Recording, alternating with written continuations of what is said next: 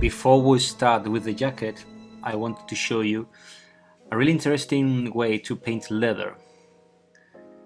We are getting now gray, normal gray, and we are doing, remember the glaze pointing technique?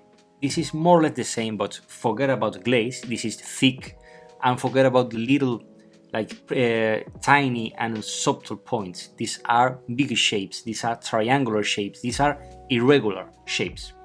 I get the brush just more like in a top part of it. Now with this, the good thing about gray is that you can stain it, you can change the tone easily. So we get browns, we get greens, and we start placing it over the texture we created before. So it adds this mix of tones that add to the leather an interesting richness of colors. Interesting thing is that I focus more in the green in the top parts of the leather, and in the inferior parts I was thinking about other color that will combine well with the green. Think a moment about a color you will like. Maybe the brown I was placing there has a touch, a hint of red, so they are complementary colors, the green and the red. But what about a more interesting tone? What about purple?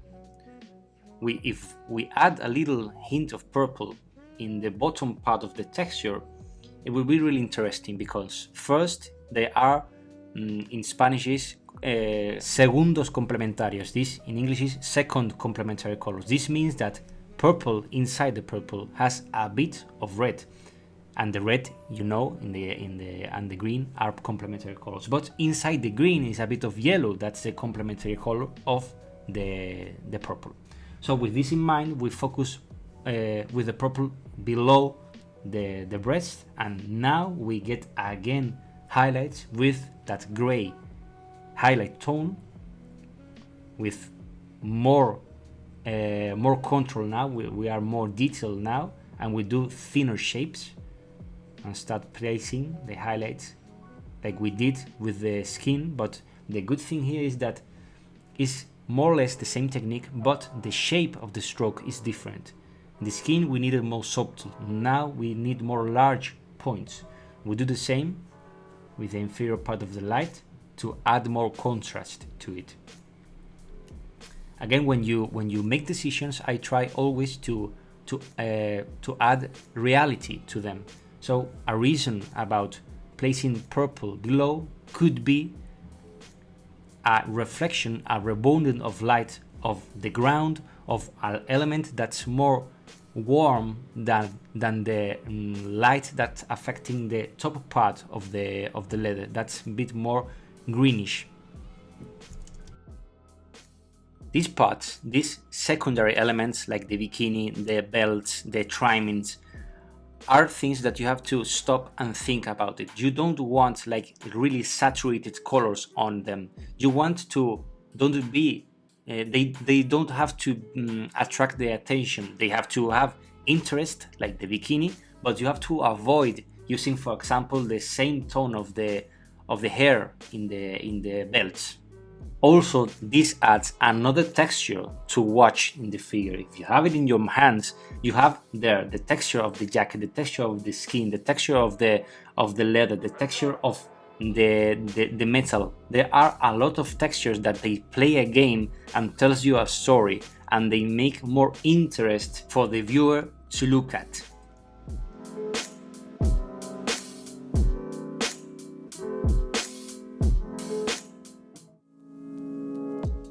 Now let's go for the green jacket. To do it, I loved doing the mixes with the primary colors. You can do it with the Vallejo, I don't care, but I need you to do this effort and to create a lot of green tones. This is because it opens your mind as a painter. So here I'm starting with the typically yellow, base yellow and base blue, and with a bit of black, because I don't want a saturated green in the beginnings. I want a more desaturated green because I want a realistic color. This is like a type of rule I want to follow in my vision, my unique vision of projects, of pieces. I feel like a project that's full of saturated tones. Imagine like pure blue, pure red, yellow in the same piece. For me, it doesn't attract the attention anywhere. It feels like an unrealistic, a toy looking. Instead, if you create, like if you use really pure, in this case red, the only pure color here is red and maybe a bit of green. Look, for example, the opposite. Imagine if I choose like a really strong, really saturated green, it loses the effect, it loses the realistic effect. So that's my type of rule. If I want a realistic, even in a science fiction figure, I use maybe one or two saturated, just pure and or primary saturated tones, and try to avoid using the saturation for the other elements. This is always the same. We have to try to reach the this is science fiction, I know it, but you have to believe in the world she's living. That's why I focus so much my attention in a realistic light, in realistic reboundings, in the silhouettes. That's why I focus so much my attention in the textures, in the different textures, and also in the colors. I realized in last projects that colors is really important. You have to always, if you want like a comic style or a more Warhammer style of painting, you can get these unrealistic and really saturated tones, but colors and choosing the correct tones is really important. So talking about this, I created there a lot of greens, like 5-6 tone of green, and start placing it in a wet dilution over the figure. And now I start playing. I'm adding other tones, for example more black and green in the back, and start training my brain and try to discover the green I want to use.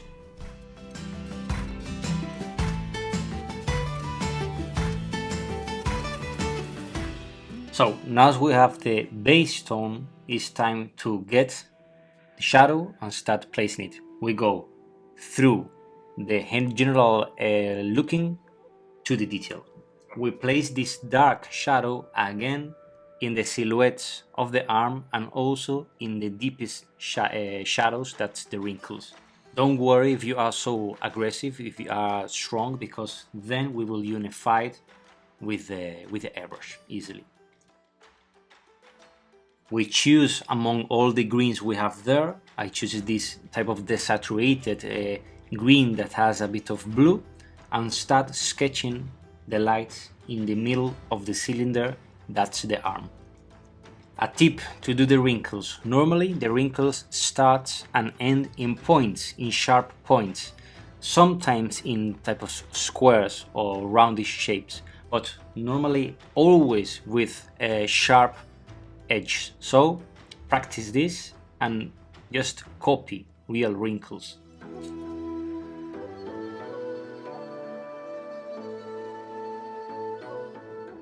Try to do clean strokes. This is the clue, doing it clean. So we continue painting, and as always, when you get through a point that you make a big step, you stop and you analyze your own work. What do you see that has a lack?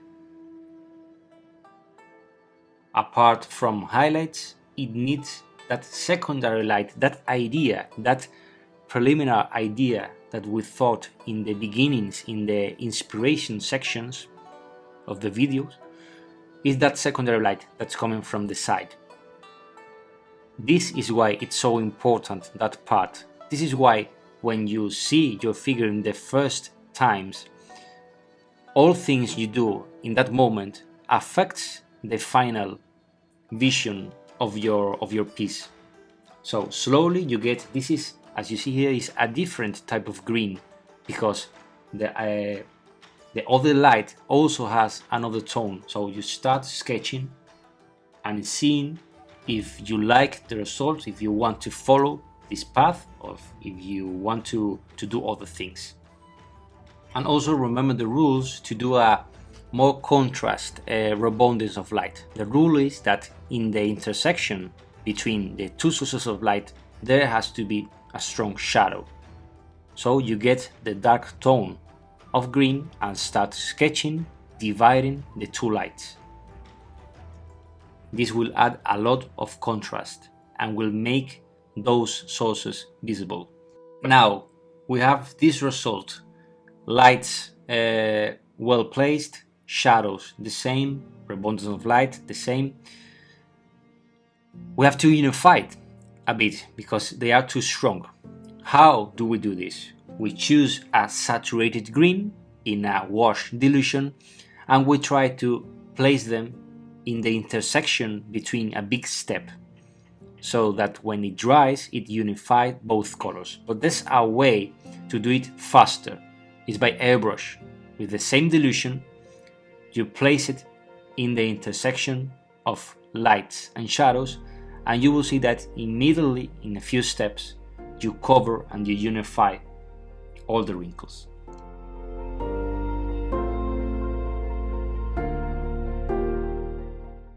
And slowly you start understanding the power of combining, mixing the brush and the airbrush.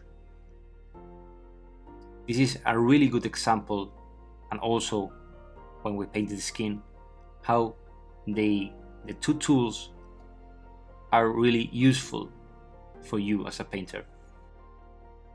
Here in this moment I was realizing a thing, is that all the wrinkles, all the sharp shapes that this sculpt has in the jacket was perfect to speed my work with the airbrush.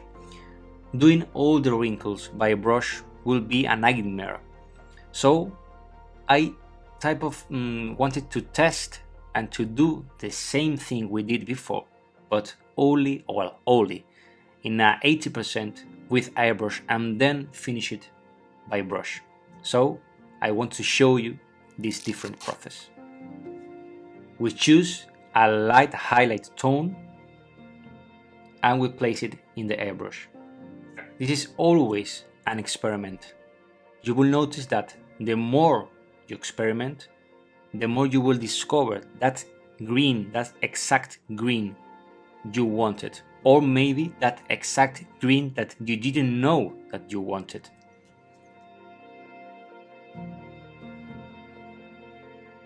I place that little dots of this really high value green only in the middle of the cylinder, that's the arm. If I feel that this is too much value, too high value, you know how to solution this.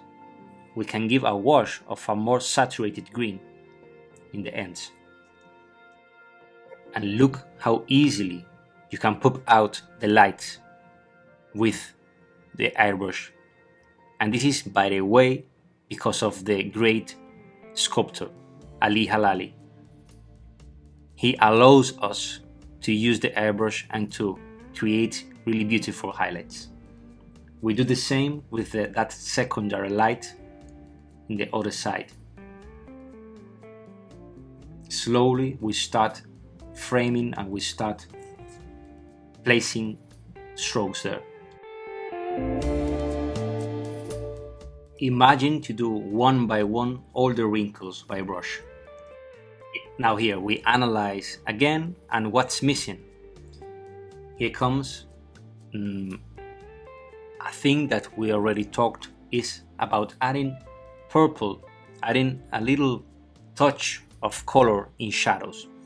In this case we add purple because I explained it's a secondary complementary color of green. Green contains yellow, that's complementary color of purple, and purple contains red, that's complementary color of green. And these two colors, they match really well together. They add contrast and deepness to the shadow. It's not the same placing or creating shadows with green and black than with a dark purple. You add richness to the figure. even is that if that purple is really subtle, because I wanted to create that subtle, because you wouldn't be able to notice it, but your brain, yes. And when I told you this, if you go to the figure, you will see that purple. Well, but if I don't told you this, you wouldn't notice. But you could say, well, that jacket is well painted, has richness, because of the selections of the colors. And this is because a really interesting fact of the warmness of the color. Depending on the painter and depending on the eye, they could say that this purple is warm or cold. For me, it's a cold purple because it's really dark. But if you place it near that green, now you have another color to compare it. And in this case, you can say that this purple is warmer than the green. So this creates this contrast. A big step, so we analyze what has a lack. In my opinion, has a lack of saturation. That white type of highlights was too desaturated. So we get a wash. This is only stained water, has barely a few drops of green, and I start placing a little more of saturation in some parts, like in that middle of the arm that was too white. This is like a game between finding the middle part of not being so saturated and not being so desaturated. Now I'm searching for that tone. So, big step, again, we have all the airbrush done. What's missing here? Always, when you get the airbrush, it tends to unify all the areas. You need a smaller stroke to create contrast. So, you get again the brush and you do the work we did in the beginnings, but in this time we don't sketch. We do it with little dilution and with more control, the more deep shadows. So the simple question here and the obvious question is, well, why you have to place in the beginning this sketch with brush if you will cover it over it in the future with the airbrush? For me, the answer is quite easy and quite simple. I'm lost. I have to find my path and I have to find the feelings I want to represent and the colors and the wrinkles and the lights I want to represent in the figure. And for me, the easiest way and the more natural way is touching the figure. And when I mean touching, I mean getting the brush and touching it with hair. It's not the same touching it with the air of the airbrush. It's more organic, placing the stroke directly with the brush and doing a few movements, a few wrinkles here and there, and try to join yourself with the area you are painting. Try to discover more about the area you are painting. And this is, for me, the best way to do it is by brush. For example, an interesting fact.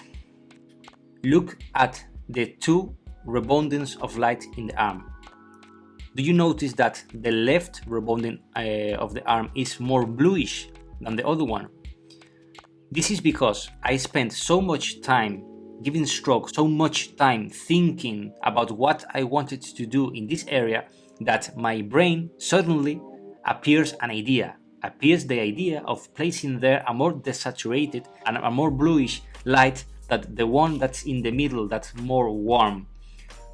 I wouldn't be able to find these ideas, I think, if I didn't spend so much time doing these mistakes or doing this process of learning and discovering the things I wanted to represent.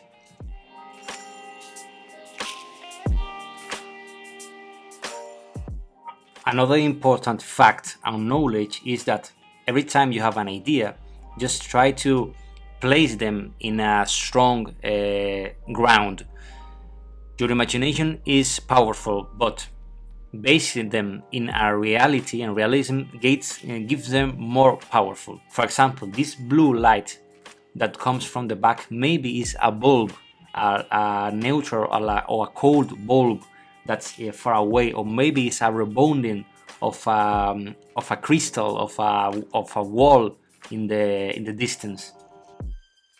And now, yes, now it has these max highlights that adds contrast. A bit more further, a step further, and we add a bit more warmness to some parts of the jacket. Look at the warm touches I place in there. That's like a green that's barely white with a bit of yellow, and this add an extra light, an extra rebounding of light that's following the light that's in the ass, behind the ass. That's the light that's affecting the back part of the figure, and adds an extra view to the viewers to watch at and to look another detail. And this idea came to me because I had in the palette a lot of greens, and one green was a really yellowish green, so my brain immediately thought about using it. If you don't have it, you wouldn't be able to have these ideas. So with a few more steps, you have finished the jacket. We do those freehand. We finish a bit those bottom parts, all the hairs, and all the details that make the jacket more complete. Look, for example, how powerful is the warm light that's coming from there.